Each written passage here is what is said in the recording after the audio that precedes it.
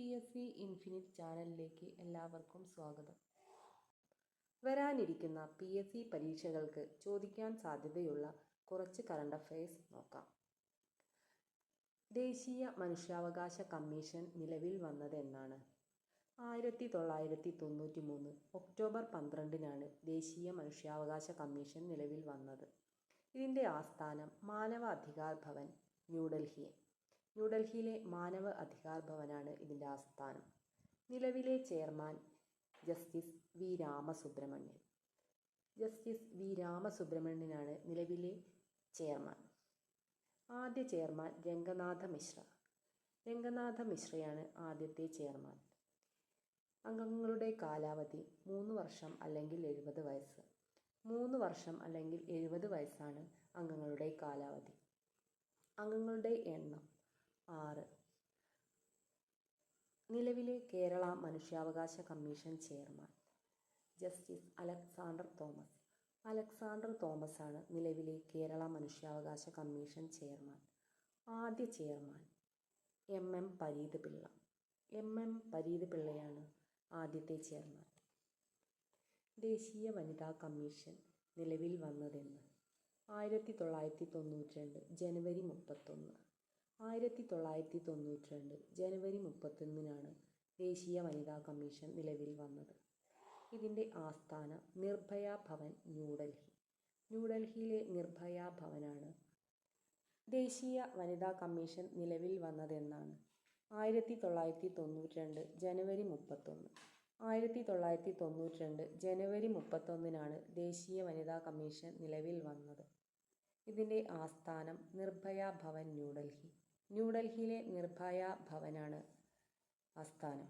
ആദ്യ ചെയർമാൻ ജയന്തി പട്നായക് ആണ് ആദ്യ ചെയർമാൻ. നിലവിലെ ചെയർമാൻ വിജയ കിഷോർ രഹാത്കർ ആണ് നിലവിലത്തെ ചെയർമാൻ. അംഗങ്ങൾ: ചെയർമാനും 5 അംഗങ്ങളും, ഒരു മെമ്പർ സെക്രട്ടറിയും. കാലാവധി 3 വർഷം അല്ലെങ്കിൽ 65 വയസ്സ്. 3 വർഷം അല്ലെങ്കിൽ 65 വയസ്സാണ് കാലാവധി. നിലവിലെ കേരള വനിതാ കമ്മീഷൻ അധ്യക്ഷ പി. സതീദേവി. ആദ്യത്തെ അധ്യക്ഷ സുഗതകുമാരിയാണ് ആദ്യത്തെ അധ്യക്ഷ. ആസ്ഥാനം തിരുവനന്തപുരം. അംഗങ്ങളുടെ കാലാവധി 5 വർഷം. 5 വർഷമാണ് അംഗങ്ങളുടെ കാലാവധി.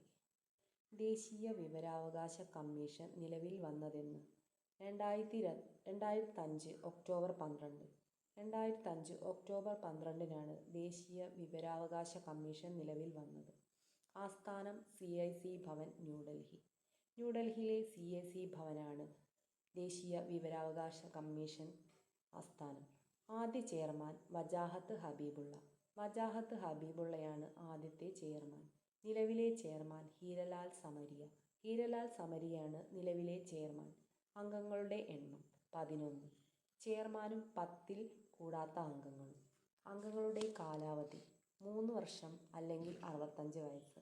നിലവിലെ കേരള വിവരാവകാശ കമ്മീഷൻ ചെയർമാൻ വി ഹരിനായരാണ് നിലവിലെ കേരള വിവരാവകാശ കമ്മീഷൻ ചെയർമാൻ.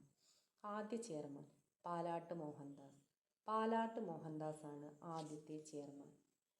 നിലവിലെ DRDO ചെയർമാൻ സമീർ വി കാമത്താണ് നിലവിലെ DRDO ചെയർമാൻ. 2026-ൽ നടക്കുന്ന 18ാമത് ബ്രിക്സ് ഉച്ചകോടിക്ക് വേദിയാകുന്ന രാജ്യം? ഇന്ത്യയാണ് 2026-ൽ നടക്കുന്ന 18ാമത് ബ്രിക്സ് ഉച്ചകോടിക്ക് വേദിയാകുന്ന രാജ്യം. 2025-ലെ ബ്രിക്സ് ഉച്ചകോടിയുടെ വേദി? ബ്രസീലാണ് 2025-ലെ ബ്രിക്സ് ഉച്ചകോടിക്ക് വേദിയാകുന്ന രാജ്യം. കേരളത്തിലെ ആദ്യത്തെ സ്പോർട്സ് കേന്ദ്രം? തലശ്ശേരിയാണ് കേരളത്തിലെ ആദ്യത്തെ സ്പോർട്സ് കേന്ദ്രം. 97ാമത് ഓസ്കാർ അവാർഡിലെ മികച്ച ചിത്രം? അനോറയാണ് 97ാമത് ഓസ്കാർ അവാർഡിലെ മികച്ച ചിത്രം. ഇന്ത്യയിലെ നിലവിലെ ആകെ റംസാർ സൈറ്റുകളുടെ എണ്ണം? 91 എണ്ണമാണ് ഇന്ത്യയിലെ നിലവിലെ ആകെ റംസാർ സൈറ്റുകൾ. സുപ്രീം കോടതിയുടെ നിലവിലെ ചീഫ് ജസ്റ്റിസ്? ഭൂഷൺ രാമകൃഷ്ണ ഗവായ്. കേരള ഹൈക്കോടതിയുടെ എത്രാമത്തെ ചീഫ് ജസ്റ്റിസാണ് നിധിൻ മധുകർ ജംദാർ? 39ാമത്. 39ാമത്തെ ചീഫ് ജസ്റ്റിസാണ് നിതിൻ മധുകർ ജന്ദാർ. 2025 ലോക പാരാ അത്ലറ്റിക് ചാമ്പ്യൻഷിപ്പ് വേദി ന്യൂഡൽഹി. ന്യൂഡൽഹിയിലാണ് 2025 ലോക പാരാ അത്ലറ്റിക് ചാമ്പ്യൻഷിപ്പിന് വേദിയാകുന്നത്. 2024 മാതൃഭൂമി സാഹിത്യ പുരസ്കാര ജേതാവ് സാറാ ജോസഫ്. സാറാ ജോസഫിനാണ് 2024 മാതൃഭൂമി സാഹിത്യ പുരസ്കാരം ലഭിച്ചത്. സംസ്ഥാനത്തെ 50ാമത് chief secretary A Jayathilak. A ജയതിലകാണ് സംസ്ഥാനത്തെ 50ാമത്തെ ചീഫ് സെക്രട്ടറി.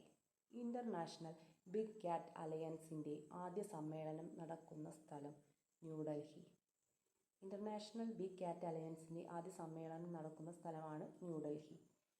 ഇറാനിൽ നിന്നും ഇന്ത്യക്കാരെ ഒഴിപ്പിക്കാനുള്ള ഓപ്പറേഷൻ സിന്ധു.